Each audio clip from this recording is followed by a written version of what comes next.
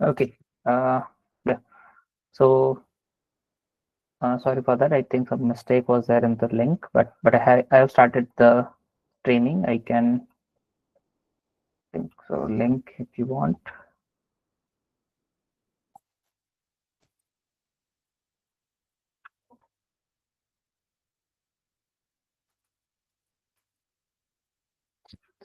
This is the link. Yes. Okay. So this is the YouTube link. You can access through it later. Okay. So as of now, I was here. I was explaining that you should go through this collab if you haven't gone through it. So introduction to collab is very important because for this course, we'll use collab only. We'll not use any Jupyter notebook or any other environment. And we have some resources on pandas. So pandas is something, they can give you a little bit basic about it. So let's say data set is there, what you can do, create data frame, read it, some updates, selecting subset, something like that we can give. But if you want to do more extensive EDA or something, we should check out these resources, which will be helpful. So you can maybe go through that. Okay. So there are some one collab is which is of the course itself. So this all the videos which were recorded here, I think, which are in the course are uh, whatever code required for that is provided in this collab, and then this two GitHub repos are given to you. So this is something like GitHub, if you are not familiar with, will be like, you know, mm, is using for like Git version control or something like that. So if somebody updates, you might know as a team member you should do, but that is okay. If you don't understand this, that is okay. What you have to do is you have to click here, download the zip, and then maybe work on that. Okay, so downloading this, so this will give you IPYNB file and all, which will probably not work in your system if you don't have Jupyter notebook or any VS Code ID, something like that. If you don't have, so it will not work. What you can do is maybe you can upload this to the collab. So we have this collab. It has option of like uploading and all. Upload notebook, right? So if you do that and upload this IPYNB file, this IPYNB files, then it will work. Okay, so this IPYNB file you can maybe upload and work on that. That you can do. Um, so yeah, so this is what introduction to like what you can do about the pandas. Then some tutorials are there. I suggest that you should watch that as well. So something on Matplotlib and Seaborn is also there. Little bit on that how you can plot the charts of data, right? So you have data, so you might want to do plot, line chart, bar chart, histograms, pie charts. So how you can do, so a little bit introduction was also given on that. Yeah. What is the doubt? Sir, in Panda resources, there is two GitHub. One is GitHub puzzles. So there is puzzles. Yeah. In this, it is solve puzzle or it is So this is puzzle and the solution is here. okay. So both are there. Okay, thank you. Okay. And yeah, this is another panda which has like all of these things like filtering, sorting, how you can do grouping, apply, merge, statistics, how you can apply visualization, right? So time series and all is important, but we don't have in the course, but it would be great if you learn by yourself. That would be great. Time series analysis and all is like, it's not in like the throughout the degree of this, but that is like something which requires in most of the places, which is time series data, right? So there are like cross-sectional data and something called time series data. This, if time series data come into picture, then you might require some time series kind of um, pandas function and all. Okay, so this all things are there, and to uh, generalize, like this all things like which are names here are the important functions. Okay, which are like apply, grouping, sorting, filtering. That's what we want to do with the data set. And that's what we do in, let's say, if you are familiar with Excel, we do this all thing with Excel. Okay, so there's nothing new. Just now you have to do with Pandas, because Pandas is very popular library. Like, it's being used like as maybe you're familiar with NumPy since you have done MLT. So Pandas and NumPy goes like hand in hand. Like, they are both very popular for every reading the data set and all. It will be very handy than doing all this data manipulation on the data set and all using code. So Excel is something you can do like manually. You have to maybe do something, select the cell and all. Here everything is Python based, so Python has everything. Like, the good point is, like, why do you want to do with Python when you can do with Excel is it supports huge data also. So if you build a pipelines later on, like which we are going to do in this course, we'll build pipelines, but we won't have like maybe TVs of data, terabytes of data. We'll have small data only, but that pipeline will work on, if you have terabytes of data, still the pipeline will be efficient in that. Okay, so something you want to do, you can build that, and that you can't do in Excel. Okay, so that's why that's the limitation of Excel. But here in Python you can do anything. So um okay, so give you intro that in Colab you have to connect, right? So connect, you should know that if you connect, then only this codes will run. So by default, it will provide this Pandas, NumPy, Seaborn, Scikit-learn. Everything will be installed in this system. Okay, you don't have to do installation of this. Otherwise, maybe you require, let's say, if you're using Jupyter Notebook in your laptop, then you might want to install this pip install or pip, if you heard of that. But for us, it's not needed. Everything is imported, so that's a good point.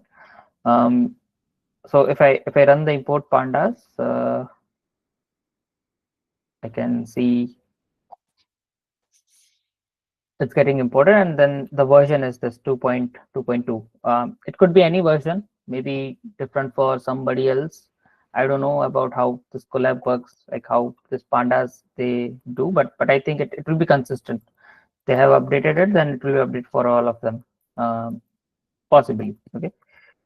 Um, so one thing which we wanted to do in Pandas, or before doing is, we wanted data sets, right? So these are some sample data sets given by Colab itself. One is in JSON format, another is CSV. This four are in CSV format and all. So this maybe you can use.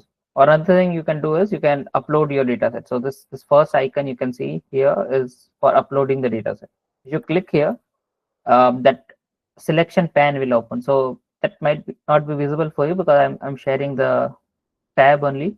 But if you click there, you will realize that that selection pane will open. Then you can select any file, whichever you wanted to upload in this in this space, right? So it will be uploaded here in this machine. Uh, and let's say if I upload any CSV file, if I have,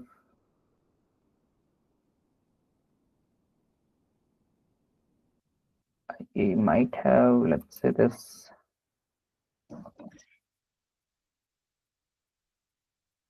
So you might be seeing a warning that ensure that your files are saved elsewhere. This runtimes file will be deleted when the runtime is terminated.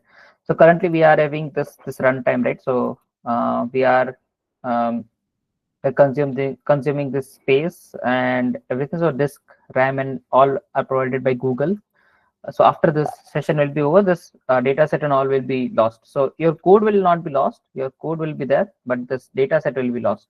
Okay, so whatever you save in this will not be there, this code you'll have. So make sure that you have stored it somewhere else, then whenever you work again, you can upload it. Or what you can do is you can maybe mount your drive. So this option is there, which is mounting the drive. So if I do that, it will basically it will run this cell. So say run this cell to mount your drive. It might appear automatically. If it doesn't, it might, maybe some cases it will automatically mount your drive.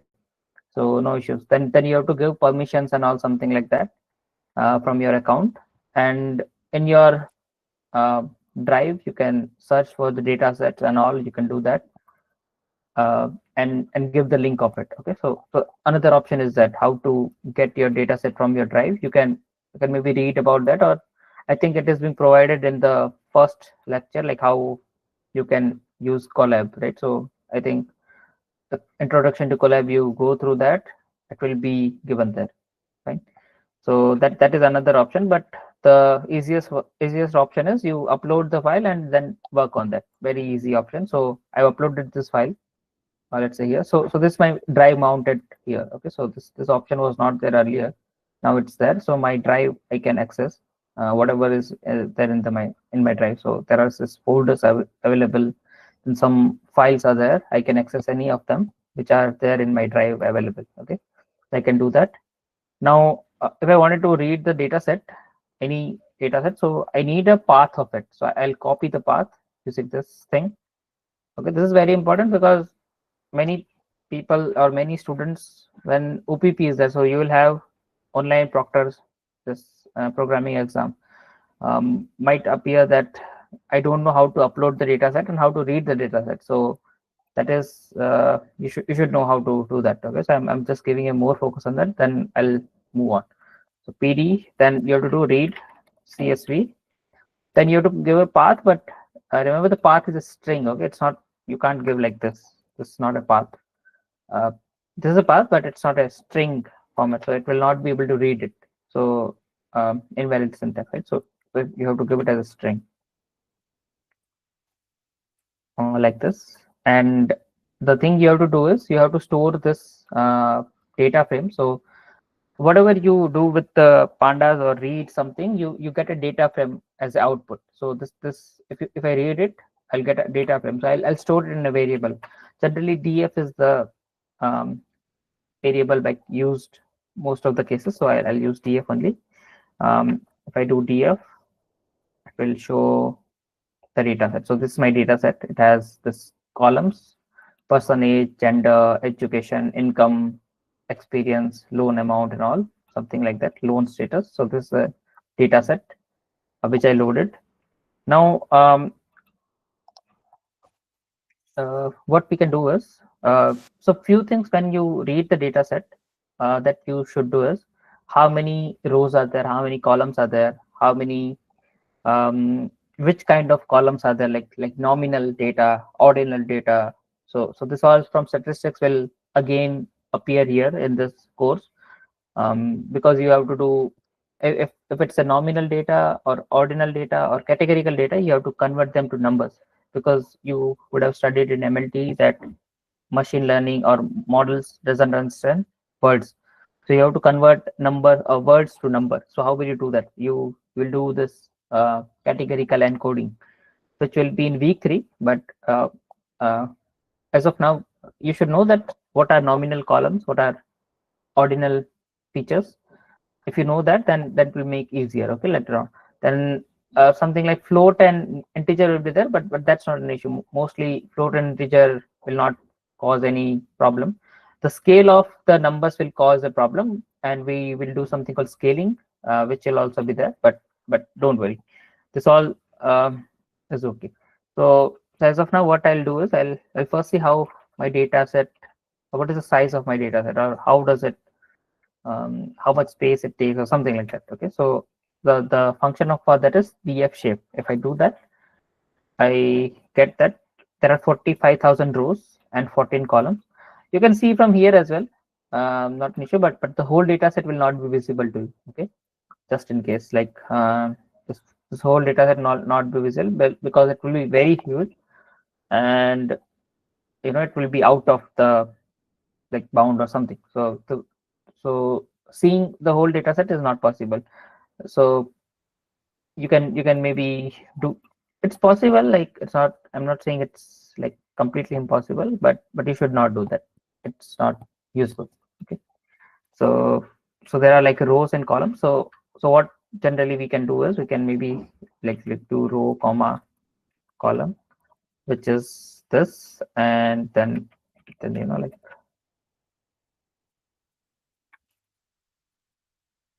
something like this. So if you require rows and columns somewhere, you can maybe store it into this variables. Okay, you can do that. Now, um, now the next thing which I would like to do is, I would like to describe my data, that describe it. So I'll write df describe, and what it will do is it will generally describe the numerical columns. Let's say this female or gender is not a numerical column, it's a categorical column, so it will not be able to describe it, most likely, because it it will not understand non-numerical data. Okay, so numerical data, let's say age is there, income is there, maybe this is experience. Okay, so this loan amount, this kind of columns will be described, but not the others. Okay, so what does describe give you? Let's see that. It will give the statistics. Okay, so let's say this person age column is there. Okay, let's see about that. So what it will give? First, it will count how many uh, values are present. So let's say 45,000 are there in that, and mean is there. So mean means average, right? Average is mean. Uh, you can figure this out. So a standard deviation, minimum number. So minimum age is 20 in this data set. Minimum age is 20, and then maximum age is maximum is 144. Okay, it looks weird, but it's there. What is it? Okay, some person is there who was 144 and took a loan. Could be possible, I'm not sure. But it's there. Okay, 75% exist here. So this is something called quarters. Okay, so if you have plotted the box plot, so from box plot you might know this, that you have to take 25 percentile. So this is percentile. Okay, then you have to take 75 percentile, and then you might wanted to take you might wanted to use this data to make the box plot. Okay, so this box plot is also being explained in statistics. So uh, we we might do it today as well. So we'll see. But this is a percentile data. So how it will be useful? That's what I'm as of now telling you. We might draw this. So we'll see how we can do that. Okay. Then median. So 50% is median. Okay, any data like 50% is what median means. So that is like 26 is the median of age. Then same thing with all the rest of the like numerical columns of income, experience, amount, rate, interest rate. So then rest of the column. Okay, so you get this data. You might wanted to pause a bit here when you do this. You might want to read this thing and figure it out. So for example, this, right, I read that 144 is the maximum age. It seems little off, like uh, I mean, how rare it is to some Yeah, person to live sir 144, right? explain in the lecture, it shows like outliers. So, Yeah, outliers or something, right? So you might wanted to look into this, pause a bit, and then income wise, okay, maybe we will not be able to figure it out what could be the max, or is there a limit to the income? Maybe not. Then experience is there. So this guy is 144 age, and he got, maybe not him, somebody else, but he has an experience of 125. I think that is also in years. Person, yeah, here. So 317, yeah, correct, right? So I think this is on experience only. So then you might want to see what this column also, right? So give a time to this, that what is this column about, what is this trying to tell me. Loan amount, okay, so he or she took this much loan amount. Interest rate is this, then this. Okay, so I mean, when not this person, like I'm not saying this, but what happened in that column, that's what it means. Okay, uh, this might be a different person, and this could be a different person, and like the experience then could be a different person. Okay, so this all can come out of different rows, but this what a description of my data set is, right? So that's what this describe function will do. It will describe your data. It will give you statistics about your data. Okay, so it will give you statistics about your data, that what is the count, mean, median, mode, minimum, maximum, 25, 50, 75. So this all things are very important statistics which we generally use, and that's why it's given to you. So standard deviation is also there, which is important. Okay, so this whole thing you might want to check out that what is there. You can see there is like standard deviation, which has this is 6. It has maybe 8,000. This is 6 and 631 something. Okay? So you know that if standard deviation is more in your data set, you wanted to maybe scale the data set, right? I think that's been covered in MLT as well.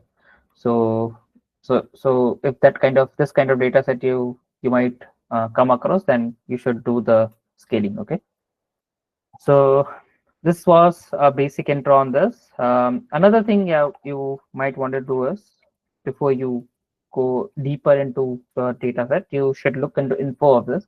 This basic, like, it will give you what a column is and how many non-null values, right? So non-null, if there is a null value present, then it will show as less number of that, right? So maybe it will show 44,000, means 1,000 values are not present in your data set, if it is the case. But here we don't have that case, so that's okay. Then some floating, this is a data type. So data type is float object. So wherever object is there, be careful with it.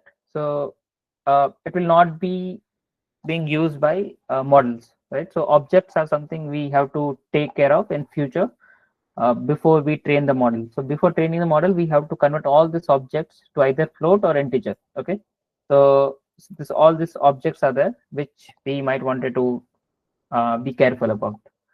So that is one thing which I always do is I select D types. Okay, then what you can do is, maybe you can do include object.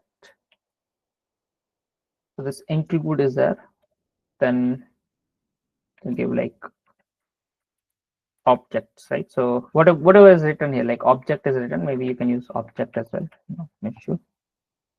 So this will give you only the data set which has object as a data type. Okay, you can do this. Another thing which you can do is, maybe you can do is exclude the numbers. So wherever number is not there, you wanted to exclude that, which is same as what I did now. Okay, nothing different. Just this way I know that these are not numbers, and when I will include them, there are numbers.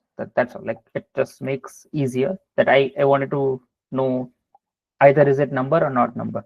If it's not number, then I'll do something about it. Okay. So I'll do it. So this is what all the numbers, right? You can see all of them are numbers only.